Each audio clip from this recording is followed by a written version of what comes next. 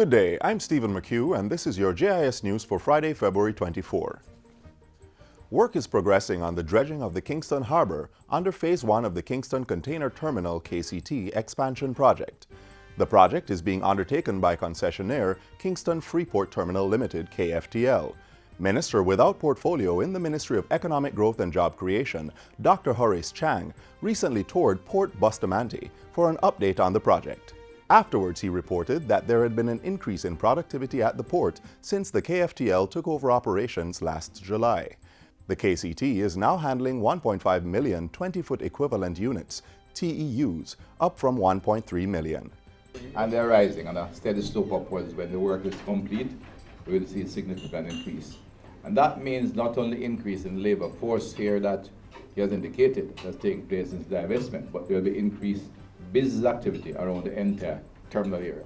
The dredging of the Kingston Harbour is expected to be completed by December 2018 at a cost of approximately $150 million. The work involves deepening the entry channel and reinforcing the quay at Port Bustamante to allow for access by larger vessels which are passing through the region following the recent expansion of the Panama Canal.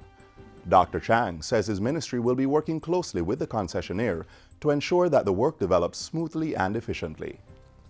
Cabinet has approved a special budgetary allocation of $200 million to support the execution of Jamaica 55 celebrations this year. This was announced by Minister of Education, Youth and Information, Senator Ruel Reid, at this week's post-cabinet press briefing at Jamaica House.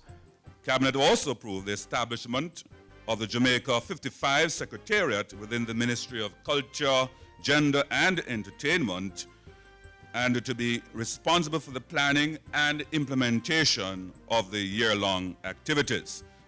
The observation of Jamaica 55 is to take place from January 1 to December 31, with the main celebration period to coincide with the annual Independence celebrations.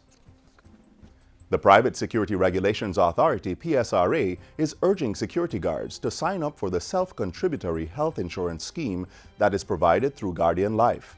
The health insurance plan takes effect on April 1, 2017. Executive Director of the PSRA, Rosalind Campbell, says the program offers one of the best health coverage packages available. There are over 22,000 guards and over 300 companies. So the fact of the numbers allow them to get a wider range of benefits for a small amount. Guards who enroll before or by March 15 will not be required to do a medical to activate the service. And I would say to the security guards, as I said before at other consultations, it is in your best interest to do this. Mrs. Campbell was speaking at a recent JIS think tank.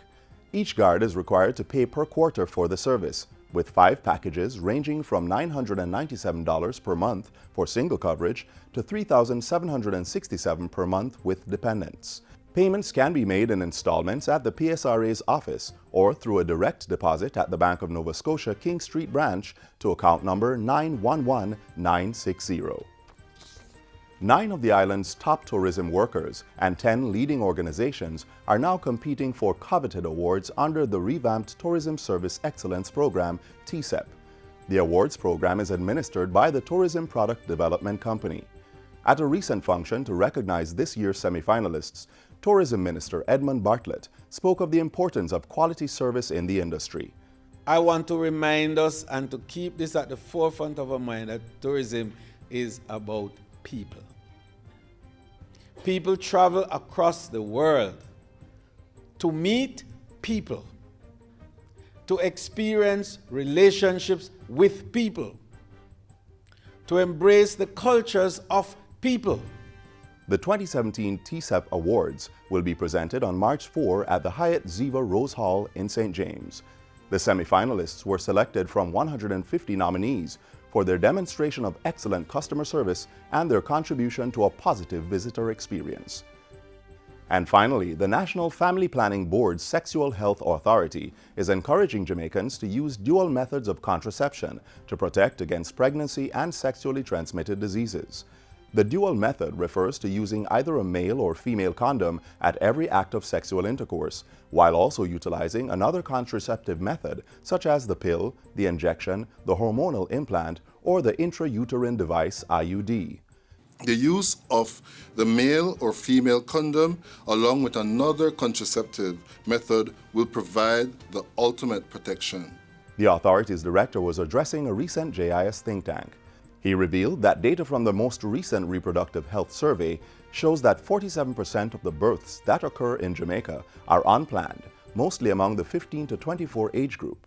There is also an estimated 29,000 persons currently living with HIV, with the highest increase in new infections coming from that same age group.